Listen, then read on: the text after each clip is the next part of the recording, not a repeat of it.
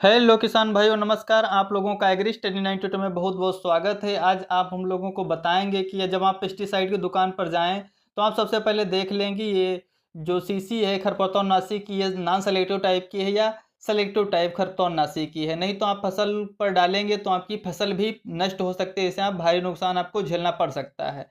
इसलिए सबसे पहले आपको ये जानकारी होनी चाहिए कि सेलेक्टिव हर्बिसाइड क्या होते हैं, नॉन सेलेक्टिव हर्बिसाइड क्या होते हैं।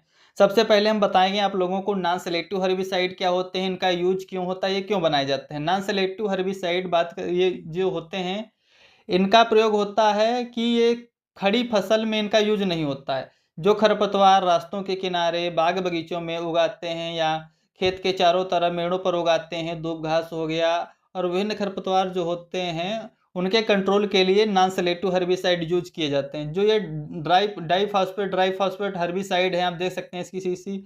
तो ये क्या है, एक नॉन सेलेक्टिव हर्बिसाइड है। इसका टेक्निकल नेम होता है ग्लाइफोसेट 41% एसएल। ये non selective and post emergent herbicide है। पोस्ट इमरजेंस हर्बिसाइड का मतलब होता है कि ये इनका उपयोग जब खरपतवार उगाएं तब इनका हम कंट्रोल करते हैं नॉन सेलेक्टिव हर्बिसाइड से। तो देख सकते हैं आप, जो आक्जेनोपस कंप्रेसिस है, साइनोडान डिक्टाइलान यानी दूब घास है, पास्पेलम है, सोरगम हेलापेंस है।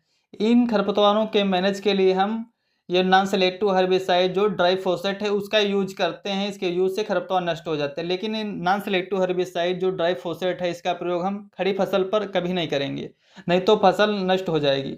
अब बात करेंगे दूसरे प्रकार के हर्बिसाइड जो सेलेक्टिव हर्बिसाइड होते हैं। सेलेक्टिव हर्बिसाइड का यूज हम क्रॉपेड एरियाज पर यानी खड़ी फसल में करते हैं खरपतवारों को कंट्रोल करने के लिए।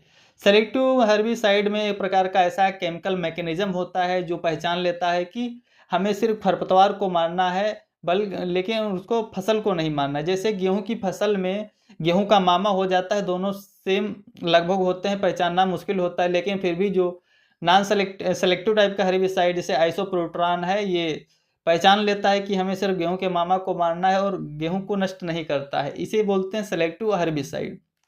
सेलेक्टिव हर्बिसाइड दूसरे प्रकार देख सकते हैं। दूसरा है कि ये मोथा इसे बोलते हैं, भादा बोलते हैं। उसके मैनेज के लिए हम सेलेक्टिव हर्बिसाइड कौन सा यूज करेंगे, देख सकते हैं आप। जो भादा या मोथा साइपरोटेंडस है, ये गन्ना हो या मक्का हो उसकी फसल में भादा बहुत देखने को मिलता है, भयंकर इसमें कह सकते हैं वीड है, खरपतवार है। तो इसका हम मैनेज कैसे करेंगे, इसका मैनेज करने के लिए आप जो सेलेक्टिव हर्बिसाइड है धानुका का सेम्प्रा है, इसका इसका यूज कर सकते हैं। 36 ग्राम इसकी मात्रा होनी चाहिए प्रति एकड़ की दर से आप 36 ग्राम मात्रा इसकी यूज करें धानुका सेम्प्रा की। तो ये जो साइपरोटेंडस यानी भादा मोता होता है, इसका आप मैनेज कर सकते हैं।